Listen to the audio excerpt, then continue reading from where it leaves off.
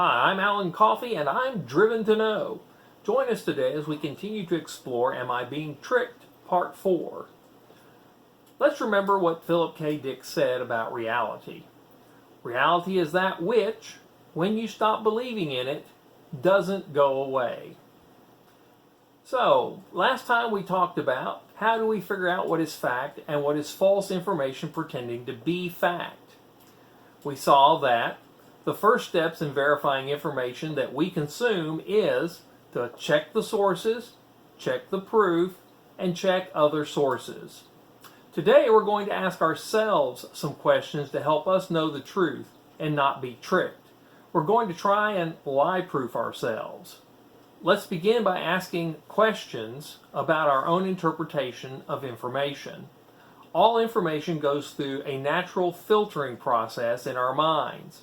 Filter number 1 is confirmation bias, naturally believing in information we already agree with. So, we need to ask ourselves, does this information agree with what I already think and believe? Why does it agree with what I already think and believe? And is there evidence for it being true? Filter number 2 is the preference for simple and compelling stories that are easy to understand and follow. So ask yourself, what makes this story appealing to me, this information? Why do I like it? What must I already believe to believe or agree with this story and believe it to be true? And then our third filter that we're going to talk about is agentivity, the belief that nothing happens by chance, but that someone or something controls every event that happens. So we need to ask ourselves, first of all, why would there be a mastermind behind this event? Is there verifiable evidence for someone being behind this event? And can chance possibly have caused this event? These questions make us think about what we already think, feel, and believe about the information we're consuming and how we choose to interpret it.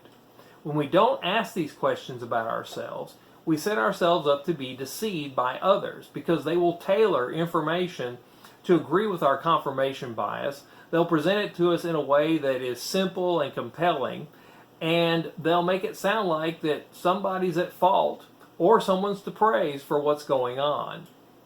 Because we naturally want information that agrees with what we already believe, and we want it told to us in a simple story that points out who caused and is to blame or possibly to praise for an event. When we are set up to be deceived, we can also fall victim to conspiracy theories, of which you've heard a lot about lately, particularly QAnon. This idea that there's a worldwide group of pedophiles who are engaged in satanic sacrifices to make children produce a chemical in their blood that they can use to keep themselves alive forever. There's also the old conspiracies about the Illuminati. There's conspiracies about space aliens, lizard people ruling us, and there's other conspiracies out there that we need to be mindful of. That's why these questions are so important, because we have to make ourselves lie-proof. To wrap this up, remember to question your sources of information. Check the sources. Are they reputable? Check the proof. Are they giving you verifiable evidence? Check other sources. But also question what you like about your information and how you interpret it. Look into your own confirmation bias. Look into your preference for simple stories that are compelling and easy to understand. And look into your belief that nothing happens by chance, if that's something you believe. You don't want to be sucked into a conspiracy theory. And when you do these things diligently to your sources of information and to how you interpret it, truth will remain. Again, Philip K. Dick.